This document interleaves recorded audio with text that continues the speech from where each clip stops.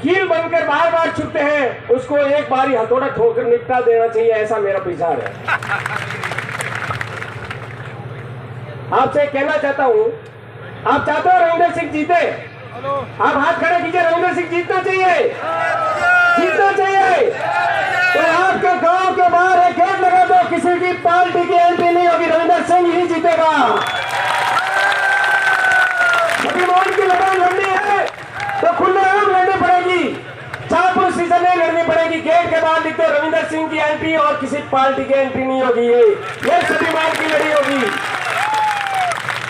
मैं ये कहना चाहता हूं कि 100 प्याले एक ही साथ क्यों ना हो जाए, वजीर की एक चाल से ही सतलंज को हिला सकते हैं हम ये कहना चाहते हैं कि इस देश में जिस समय दलितों के साथ, पूरे भारत के साथ कई अत्याचार हुए थे, लेकिन राजपूत समाज हमेशा दलितों के साथ खड़ा रहा है, देश के अंदर साथ खड़ा रहा है। उसका उदाहरण देश के महाराणा प्रताप ने जिस समय देश में लड़ाई लड़ी थी स्वाभिमान की, सबसे पहले लड़ी थी महाराणा प्रताप ने स्वाभिमान की। उस समय भी पूंजा भील ने कहा था कि महाराणा प्रताप जी आपका पसीना गिरेगा, पूंजा भील का खून बहेगा, आपके साथ खड़े दलित समाज। इस तरह से उन लोगों को हमने पार किया है। डॉक्टर भीमराव अंबेडकर इस देश का संविधान लिखा था, उस समय उस परिवार को अगर सबसे ज्यादा किसी ने सहयोग किया तो राजपूत समाज ने सहयोग किया था। गढ़वाल पर गुजरात के परिवार ने उनको फौरन पढ़ने के लिए भेजा था और कहा था कि राजपूत समाज बाबा साहब आपके साथ है, आपके पढ़ाई में आपके साथ है, और बाबा साहब के पढ़ाई में सहयोग किया और वही बाबा साहब आज देश का संविधान लिख दिया। ये कोई छोटी बात नहीं है। मैं कहना चाहता हूं, जसवंत सिंह जसोल, जिसका नाम पूरे देश में नहीं पूरी दुनिया में गूंजता है, कैसे मैं आपको बताना चाहता हूं थोड़ा सा। जब उनका टिकट क्यों काटा गया, उनका टिकट इसलिए काटा गया, इसलिए नहीं काटा गया कि बाड़मेर से चुनाव नहीं लड़ना है। उनको पता है कि जसवंत सिंह जसोल एक ऐसे आदमी है जो ईमानदार है, एक पैसा किसी का खाते नहीं है, अगले चुनाव में देश के प्रधानमंत्री बन सकते हैं, इसलिए उनका टिकट काटा गया था। उनका बदला लेने का टाइम आ गया है, सही बात कह रहा हूं ना, उनका बदला लेने का टाइम आ गया है और बदला बाड़मेर की जनता लेगी। ये सभी मान की लड़ाई है जो जिंदा रखने के लिए आज रविंदर सिंह जी खड़े हो रहे हैं, उनको जिताना है।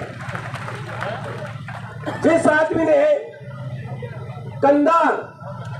कंधार कितना बड़ा राज्य है, आपको पता है? कंधार के अंदर कोई आदमी है ना, चील भी निकला ना, उसका भी पता चल जाता है। वहां आतंकवादियों की सबसे बड़ी भूमिका है कंधार में।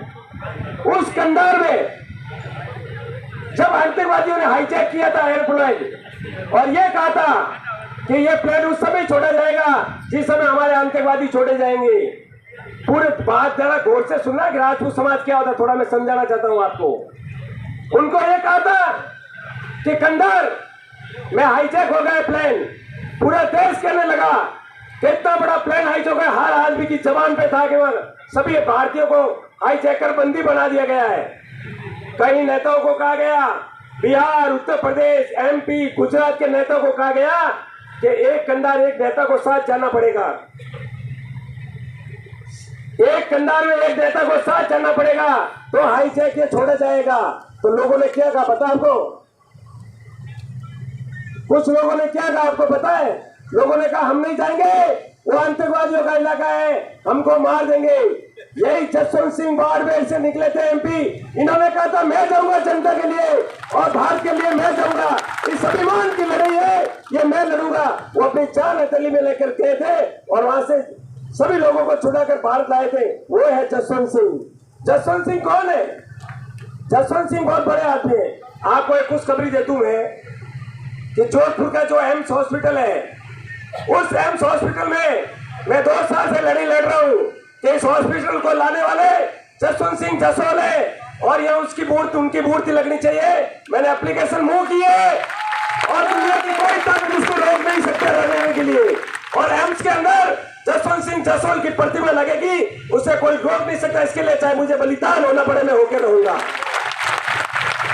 आप मेरे रविंदर सिंह मेरे भाई है, उन्होंने एक दिन मेरे साथ गाड़ी के अंदर मुझे ये कहा था कि घनश्याम भाई साहब उस समय छात्र नेता थे, उन्होंने मुझे कहा था कि जोधपुर जो यूनिवर्सिटी है घनश्याम जी, मैंने कहा हाँ, जो उसके अंदर हम अम्बेडकर की प्रतिभा लगाना चाहते हैं। तो मैंने कहा भाई साहब लगाइए कि कुछ यूनिवर्सिटी के लोग बदमाशी करना चाह रहे हैं। मैं कहा बदमाशी का इलाज में आपसे भी बेहतर जानते हो, 1 मिनट में पक्का कर दूंगा इलाज जो बदमाशी कर रहे हैं। मैंने कहा यूनिवर्सिटी के अंदर मूर्ति बनकर रहेगी और लगा कर रहेंगे। हम और रविंदर सिंह दोनों एक गाड़ी में, उन्होंने कहा था रविंदर सिंह जी ने जय भीम, मूर्ति हम लगाएंगे आपके साथ मिलकर, और मेरे साथ चले, कुलपति से भिड़े। उन्होंने कहा देश का जिसने संविधान लिखा है डॉक्टर भीमराव अम्बेडकर ने, उसकी प्रतिमा जोधपुर यूनिवर्सिटी में लगनी चाहिए। पहला छात्र नेता था जिसने डॉक्टर अम्बेडकर का समर्थन किया था। आप स्वाभिमान की लड़ाई लड़िए। स्वाभिमान की लड़ाई पद पे नहीं होती है, राजा बनने के लिए नहीं होती है, नाक की लड़ाई होती है। नाक की लड़ाई आप चाहते ही अपने गांव में, अपने गेट पे अगर एक गेट नहीं लगाया कि सिर्फ रविंदर सिंह की एंट्री है और किसी पार्टी की नहीं, तो जीत होगी अपनी, और जीत इसी के साथ होगी।